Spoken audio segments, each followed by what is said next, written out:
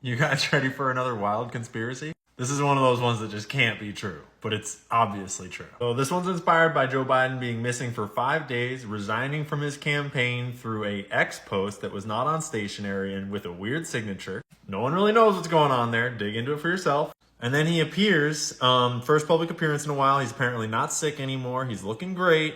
And everyone's commenting on how his back looks hunched. He looks like he's really sick or something. But I was noticing something really different.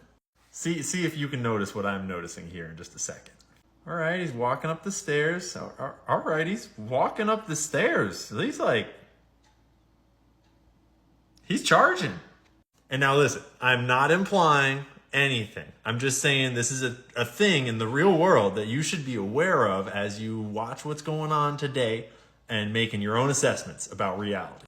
The CIA has been using Mission Impossible skin masks on your face for 40 years.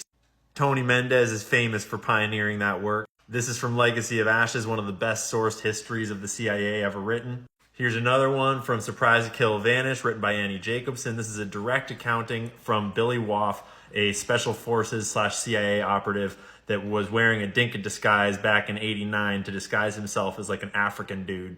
He talked about how his mask didn't fit very well back in '89. If you haven't already seen the footage of the CIA's ex-disguise chief talking on TED Talk stages and stuff about when she briefed President H.W. Bush in the White House Oval Office wearing one of these disguises and he didn't realize it, I got some news for you. The office I worked in was like the Q in James Bond. One that has to stand out. I went to the White House and I briefed George H.W. Bush, the president at the time, while I was wearing a full face mask. So we're sitting this close together and I'm telling him that I'm going to show him the best disguise that we have. And he's looking for a bag, where is it? I said, well, I'm wearing it and I'm going to take it off. My husband was Tony Mendez, and he was played by Ben Affleck in the movie called Argo. Aliens and robots? Yes, sir. You're telling me that there is a movie company in Hollywood right now that is funded by the CIA? Yes, sir.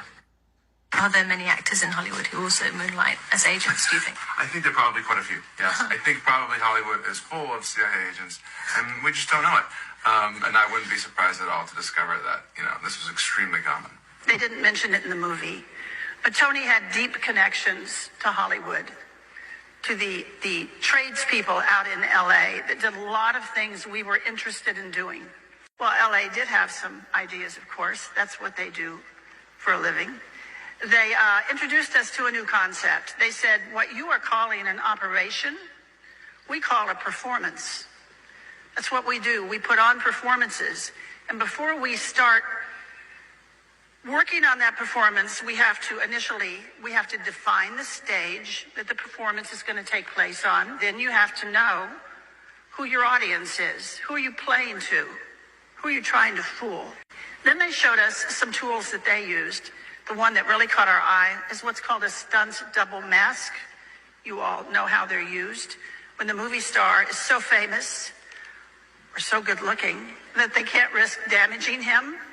We liked the idea of stunt double masks. They're quick on, they're quick off.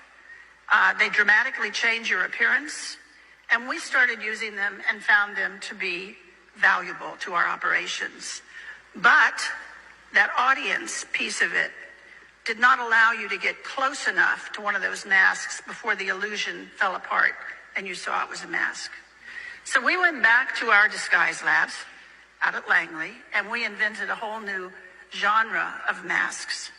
Masks that are so good, that are so realistic, that you can actually get up close and have a personal contact with someone for an extended period of time. They're good enough that you can brief the President of the United States in the Oval Office wearing a mask. And he isn't sure if it's you or if it's someone else.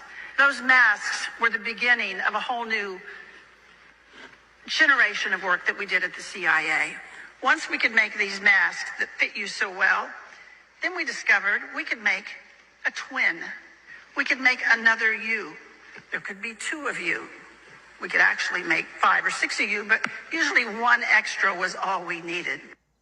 So again, I'm not making any claims that like one thing is real or one thing is not real.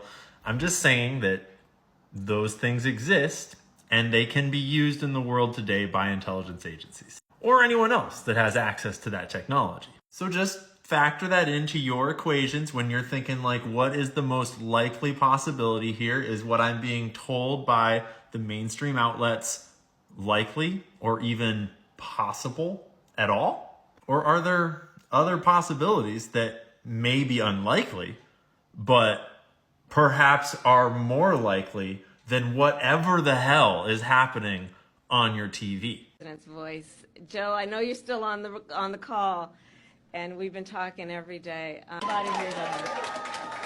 It's mutual. I knew you were still there. The fuck was that? I mean, just like Occam's razor, right?